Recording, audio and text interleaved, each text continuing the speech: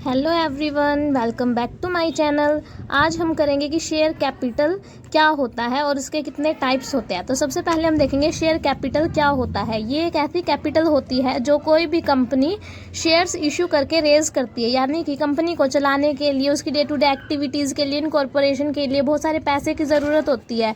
वो कंपनी कैसे रेज करती है? शेयर्स इशू करके। शेयर्स कैसे इशू किए जाते हैं? कंपनी ने शेयर्स इशू कर दिए, उसमें डिफरेंट शेयर होल्डर्स जो होते हैं, जो भी कंपनी के ओनर बनना चाहते हैं, वो कंपनी में अपना पैसा इन्वेस्ट कर देते हैं। तो जो वो पैसा इन्वेस्ट करता है वो तो कंपनी के ओनर्स बन जाते हैं, लेकिन जो पैसा इन्वेस्ट किया जाता है वो कंपनी की शेयर कैपिटल बन जाती है। तो शेयर कैपिटल कंपनी की कितने तरीके की होती है? 6 टाइप्स की होती है। First one is authorised, registered और नॉमिनल कैपिटल। ये एक ऐसी कैपिटल होती है जो कंपनी के मेमोरेंडम ऑफ एसोसिएशन के अंदर मेंशन होती है। कंपनी अपने पूरे लाइफ टाइम में इस मेंशन्ड कैपिटल से ज़्यादा के शेयर्स इशू नहीं कर सकती। देन सेकंड पॉइंट रहेगा इशूड कैपिटल। ये वो कैपिटल होती है जो कंपनी इशू कर चुकी है, यानी कि जिसके लिए लोग जो है अप्लाई कर सकते हैं। जो कंपनी ने इशू कर दी वो तो उसकी इशूड कैपिटल होती है, और जो ऑथराइज्ड कैपिटल में से उसने इशू नहीं की वो अनइशूड कैपिटल होती है कंपनी की।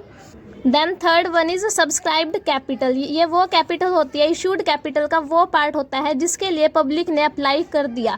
जैसे कि एक कंपनी ने 13,000 शेयर्स, जिसमें से हर एक शेयर 100 रुपये का है, वो पब्लिक को ऑफर किया और पब्लिक ने उसमें से 13,000 में से 12,000 शेयर्स के लिए अप्लाई किया।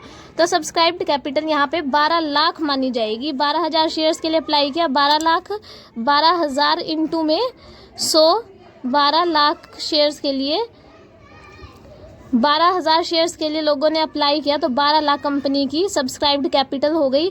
सब्सक्राइब्ड कैपिटल के आगे 2 पार्ट्स होते हैं, subscribed and fully paid up capital, subscribed but not fully paid up. Subscribed and fully paid up यानी जितने शेयर्स के लिए लोगों ने अप्लाई किया वो उन्होंने पूरी पेमेंट कर दी। और subscribed but not fully paid up यानी कि लोगों ने अप्लाई तो कर दिया लेकिन उसकी पूरी पेमेंट नहीं की, वो कंपनी को बाद में मंगवानी पड़ेगी कॉल अप कैपिटल पे। इट मीन्स फोर्थ पॉइंट कौन सा हुआ? Called up capital. ये वो कैपिटल होती है जो कंपनी शेयर होल्डर्स से मंगवाती है। जब कंपनी को नीड होती है या फिर सब्सक्रिप्शन के बाद कंपनी जो कैपिटल मंगवाती है उसे कॉल्ड अप कैपिटल बोला जाता है। जैसे कि अगर डायरेक्टर्स ने 60 रुपये पर शेयर के हिसाब से 12,000 शेयर्स 100 रुपये के हैं और उन्होंने 60 रुपये के हिसाब से मंगवाए, तो 12,000 इंटू में 60, 7,20,000 रुपये कंपनी की कॉल्ड अप कैपिटल हो गई। जो बाकी 40 रुपये पर शेयर बचे वो अनकॉल्ड कैपिटल अभी कंपनी की पेंडिंग है, जो कंपनी बाद में ज़रूरत पड़ने पर मंगवा सकती है। Then fifth one is paid up capital. ये वो कैपिटल होती है जो कंपनी के शेयर होल्डर्स पे कर चुके होते हैं, यानी कि कंपनी ने कैपिटल मंगवाई, कॉल्ड अप की, उसके बाद जो शेयर होल्डर्स हैं उन्होंने पेड अप कर दी, वो कंपनी की पेड अप कैपिटल होती है। देन सिक्स्थ रहेगी रिजर्व कैपिटल। रिजर्व कैपिटल कौन सी होती है? ये वो कैपिटल होती है जैसे कि जब कोई अनलिमिटेड कंपनी लिमिटेड कंपनी में शिफ्ट हो रही है तो कंपनी क्या करती है? अपनी नॉमिनल कैपिटल को इंक्रीज कर सकती है, यानी कि जो पर शेयर कंपनी का 10 रुपये का था वो कंपनी बोलती है कि अब हमने 12 रुपये का पर शेयर कर दिया। क्यों?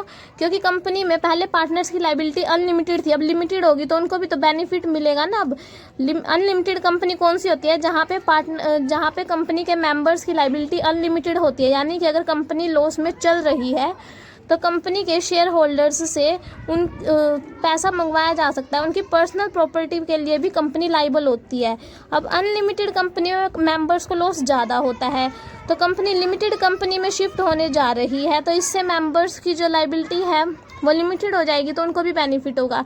इसलिए उस बेनिफिट के चक्कर में कंपनी क्या करती है? अपनी नॉमिनल कैपिटल को इंक्रीज कर सकती है, जिससे मेंबर्स को फ़ायदा लगता है। वो क्या करते हैं? चलो कोई बात नहीं, तुम कर लो अपनी कंपनी को लिमिटेड कंपनी में चेंज।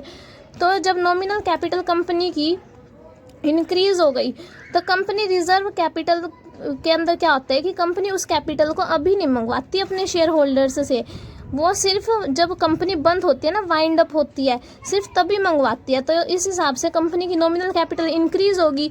वो पैसा उसने अभी तो मंगवाया नहीं, फ्यूचर में जब उसको ज़रूरत होगी वाइंड अप के टाइम वो तब मंगवाएगी, तो वो रिजर्व होगी ना, कंपनी की कैपिटल सेव होगी, उनके शेयर होल्डर्स के पास है, जब ज़रूरत होगी जब कंपनी वो कैपिटल मंगवा सकती है। तो ये हो गया कंपनी की रिजर्व कैपिटल।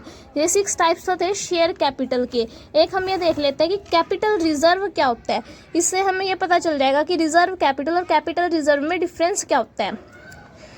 जो कंपनी का कैपिटल रिजर्व होता है वो कैपिटल प्रॉफिट्स में से ही क्रिएट किया जाता है। कैपिटल प्रॉफिट कौन से होते हैं? ये प्रॉफिट्स जो है डेली नहीं होते, ये कभी कभी होते हैं। जैसे कि कंपनी ने कोई फिक्स्ड एसेट सेल की, उस पर प्रॉफिट हो गया, या फिर कंपनी ने फिक्स्ड एसेट्स की रीवैल्यूएशन की, यानी कि करंट डेट पे पता करने की कोशिश की कि आज के दिन फिक्स्ड एसेट्स की वैल्यू क्या है, तो वो उस पर जो प्रॉफिट हुआ वो उस प्रॉफिट से हम कैपिटल रिजर्व को क्रिएट कर सकते। या फिर कंपनी ने शेयर्स या डिबेंचर्स इशू कर दिए प्रीमियम पे, वहाँ से कंपनी को प्रॉफिट हो गया, वो उससे कंपनी कैपिटल रिजर्व का कुछ पार्ट क्रिएट कर सकती है।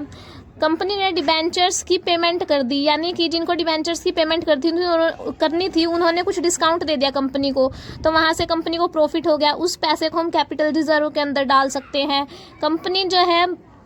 कंपनी ने जो पैसा कमाया था बनने से पहले, कंपनी के इनकॉर्पोरेशन से पहले जो उनके प्रोमोटर्स ने पैसा कमाया था, उस प्रॉफिट को हम कैपिटल रिजर्व के अंदर डाल सकते हैं। अगर हमने किसी शेयर होल्डर के शेयर्स फॉरफिट कर लिए, यानी कि जब्त कर लिए, उन्होंने पेमेंट नहीं की, हमने उनके शेयर्स जब्त कर लिए, फॉरफिट कर लिए, तो उन शेयर्स से पहले उनका जो पैसा आया हुआ था वो भी कंपनी के लिए प्रॉफिट है, तो उस प्रॉफिट को भी हम कैपिटल रिजर्व के अंदर डाल सकते हैं। और जो ये कैपिटल रिजर्व होता है इसे कंपनी की बैलेंस शीट की लायबिलिटी साइड पे रिजर्व और सरप्लस हेड के अंदर शो किया जाता है। तो कैपिटल रिजर्व तो वो होता है जो कंपनी को कभी कभी प्रॉफिट होता है अपनी लाइफ टाइम में, उससे हम कैपिटल रिजर्व को क्रिएट करते हैं। लेकिन रिजर्व कैपिटल क्या होती है? ये वो कैपिटल होती है जिसमें कंपनी अपनी नॉमिनल वैल्यू को इंक्रीज कर लेती है और सिर्फ वाइंडिंग अप पर ही मंगवाती है। तो ये था आज का हमारा छोटा सा topic, share capital. I hope आप सभी को समझ आया होगा। समझ आया हो तो वीडियो को लाइक कर देना, चैनल पे नए हो तो चैनल को सब्सक्राइब कर लेना। मिलते हैं जल्द ही नई वीडियो के साथ, तब तक के लिए टेक केयर।